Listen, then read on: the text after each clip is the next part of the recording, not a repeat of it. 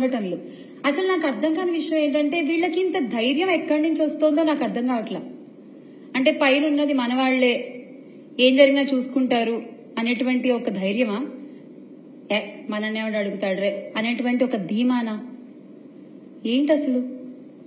ఇక మన deputy CM గారి ఇలాకాలో జానీలైతే తెగ పేట్రేగిపోతున్నారండి, తెగ.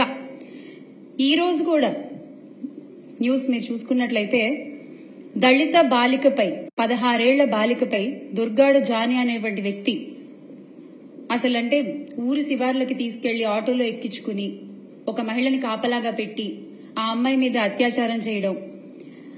ఆయనెవరు? ఈ దుర్గాడ జానీ అనే వ్యక్తి ఆ తెలుగుదేశం పార్టీ పట్టణ అధ్యక్షురాలి భర్త, విజయలక్ష్మి గారు ఆవిడ పేరు, ఆవిడ భర్త, ఆవిడ మాజీ కౌన్సిలర్ కూడా. అంటే ఈ తెలుగుదేశం పార్టీ నాయకులే ఇలాంటి ఘటనల్లో ఇన్వాల్వ్ అవ్వడం వల్ల పోలీసులు కూడా ధైర్యంగా కేసులు నమోదు చేయలేకపోతున్నారు. ఈ సంఘటనలో కూడా, ఈ దుర్గాడ జానీ సంఘటనలో కూడా డంప్ యార్డ్ లో ప్లాస్టిక్ బాటిల్ ఏరుకునేటువంటి వ్యక్తి పట్టుకుని రెడ్ హ్యాండెడ్ గా పోలీసులకు అప్పచెప్తే అప్పుడు కూడా వాళ్ళు కేసు నమోదు చేయలేదండి. ఆ దుర్గాడ జానీ అనేటువంటి వ్యక్తిని కాపాడడానికే ప్రయత్నం చేశారు. ఇక బాలిక కుటుంబ సభ్యులు పోలీసులపై ఒత్తిడి తీసుకొస్తే ఇక తప్పక వాళ్ళు కేసుని నమోదు చేశారు. ఇది లేటెస్ట్. ఇక మొన్నటికి మొన్న పుంగనూరులో జరిగినటువంటి ఆసిఫియా ఘటన తీసుకున్నట్లయితే ఆ అమ్మాయి కనిపించట్లేదు అని కుటుంబ సభ్యులు ఎప్పుడైతే పోలీసులకి ఫిర్యాదు చేశారో అప్పుడే పోలీసులు గనక సరైన యాక్షన్ తీసుకుని సరిగ్గా మనసు పెట్టి వెతికి ఆ పాపని తీసుకొచ్చి ఆ తల్లికి ఇచ్చుంటే ఎంత బాగుండేదండి. 5-6 రోజుల కాలం గడిపేశారు పట్టించుకోకుండా. చివరికి ఆ పాప చచ్చిపోయి కనిపించింది. ఆ తల్లి పడేటువంటి ఆ కడుపు కోత ఎలా ఉంటుందో ఒక తల్లిగా నేను అర్థం చేసుకోగలను. అంటే ఏం లేదు, చిన్న బాధ, ముందే ఒక్క అడుగు ముందే ఉంటే పోయిందేంటి, ఏముంది, ఒక తల్లి కూతురు కలిసేవాళ్లు కదా అనేటువంటి ఒక బాధ, అంతే, అంతకంటే ఏం లేదు. ఎప్పుడైతే ఇందులో ఇంకో గొప్ప విషయం ఏంటంటే ఎప్పుడైతే జగన్మోహన్ రెడ్డి గారు ఆ బాధితురాలి కుటుంబాన్ని పరామర్శించడానికి నేను వెళ్తున్నాను అని చెప్పారో అప్పటి వరకు ఎవ్వరూ స్పందించలేదు, అప్పటి వరకు ఎవ్వరూ పట్టించుకోలేదు. కానీ హుటాహుటిన అక్కడికి 3 మంత్రులు దిగిపోయారండి. అందులో మన హోంమంత్రి గారు కూడా ఉన్నారు. దిగిపోయి ఆ విషయాన్ని అక్కడ రాజకీయం చేసేశారు. అంటే మీకు 4-5 రోజులు ఆ పాప సంగతి గుర్తులేదు, మీకు 4-5 రోజులు ఆ తల్లిదండ్రుల వేదన గుర్తు రాలేదు. ఎప్పుడైతే జగన్మోహన్ రెడ్డి గారు వస్తున్నాను అక్కడికి నేను పరామర్శించడానికి ఆ బాధితురాలి కుటుంబానికి అని చెప్పారో అప్పుడు మీకు గుర్తొచ్చిందా అండి? అప్పుడు దాకా మీకు అసలు అక్కడికి వెళ్లాలని కూడా అనిపించలేదా? నిజంగానా? ఏదేమైనా ఆ ఆసిఫియా అయితే ఈ లోకం నుంచి వెళ్లిపోయింది. చాలా చాలా బాధాకరమైన విషయం ఇది. ఆ తల్లికి అమ్మా ఎస్ మేమందరం ఉన్నాం మీకు, మీరు అధైర్యపడద్దు. ఇది ఆసిఫియా సంగతి.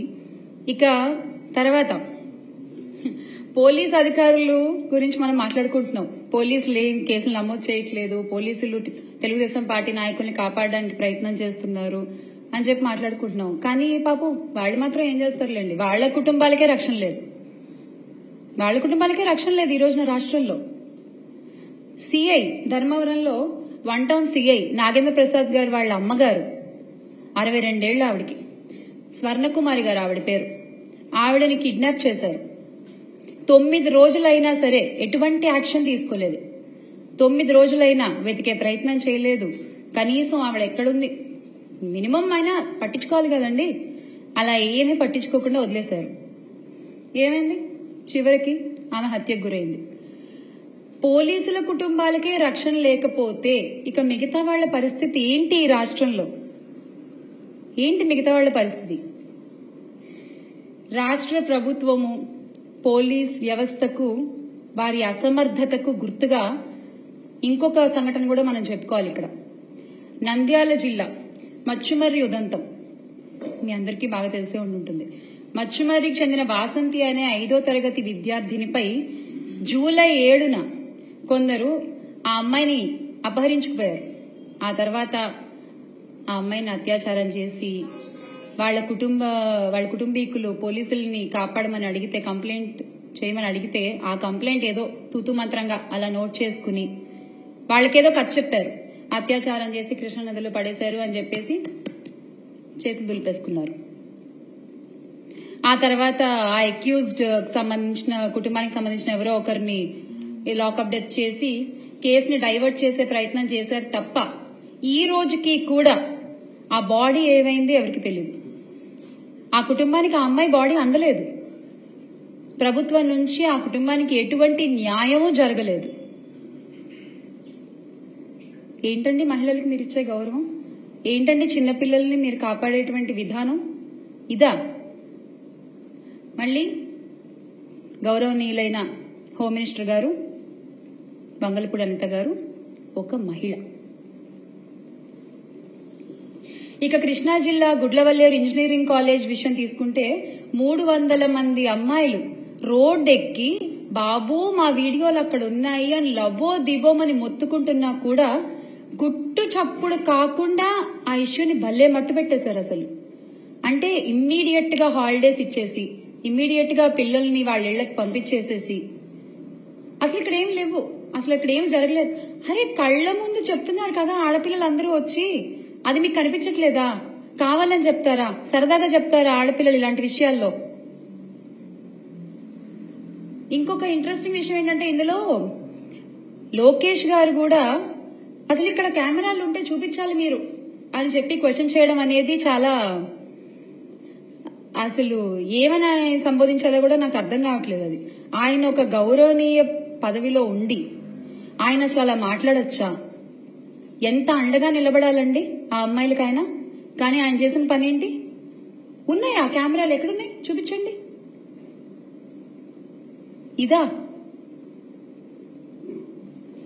మళ్ళీ మీ మంత్రి శాఖలో ఒక మహిళ ఒక గొప్ప పదవిలో ఉండడం, హోంమంత్రిగా. చాలా అన్యాయం అండి ఇది, నిజంగా చాలా అన్యాయం. ఇదే జగనన్న ప్రభుత్వంలో తీసుకున్నట్లయితే క్షేత్ర స్థాయిలో మహిళలకు, చిన్నారులకు, బాలికలకు జగనన్న ప్రభుత్వం అండగా నిలబడింది. దిశ చట్టం ద్వారా ఆ దిశ లక్ష్యాన్ని ఇమ్మీడియట్ గా చేరుకోవడానికి మొబైల్ పోలీసు వ్యవస్థ, మహిళా పోలీసులు, వాలంటీర్లు అందరూ ఒకరికొకరు చేదోడు వాదోడుగా ఉంటూ అసలు ఇలాంటి సంఘటనలు జరగకుండా అడ్డుకునేవారు. జరిగినా ఇమ్మీడియట్ యాక్షన్ తీసుకునేవాళ్లు, బాధితులకి న్యాయం జరిగేది, తప్పు చేసిన వాడికి శిక్ష పడేది. అంత గొప్ప వ్యవస్థని మీరు భ్రష్టు పట్టించారు. అడ్డు అదుపు లేకుండా ఈ రోజున నేరగాళ్లు చెలరేగిపోతున్నారు. ఎందుకు ఆగుతారు? ఇలాంటి గొప్ప గొప్ప వ్యవస్థలు ఉన్నప్పుడు వాటిని అలా ఉంచితేనే మంచిదేమోనండి. ఏమో నాకు అనిపించింది నిజంగా ఈ రోజున. ఇక తప్పుడు ప్రచారాలు, అభూత కల్పనలు సృష్టించి ఆ నీడలో చంద్రబాబు గారి ప్రభుత్వం తప్పించుకోవాలని చూస్తున్నారు. ప్రతి విషయంలోనూ అలాగే చేస్తున్నారు. ఏమనుకుంటున్నారు? ఎవరు చూడట్లేదు అనుకుంటున్నారా? లేకపోతే చూసినా పట్టించుకోవట్లేదు అనుకుంటున్నారా? ఎవరు అడుగుతారులే అనుకుంటున్నారా? ఏమనుకుంటున్నారు మీరు? అసలు ఇదంతా ఎందుకండి? నాదే అసలు ఒక పెద్ద ఉదాహరణ. గుడ్లవల్లేరు ఇవన్నీ పక్కన పెడితే నాదే ఒక పెద్ద ఉదాహరణ. నా కేసు తీసుకుంటే నా గురించే ఇప్పుడు నేను మాట్లాడుతున్నాను, ఎవరి గురించి సంబోధించట్లేదు ఇక్కడ. ఏ రోజునైతే జగన్మోహన్ రెడ్డి గారు నన్ను అధికార ప్రతినిధిగా నియమించారు,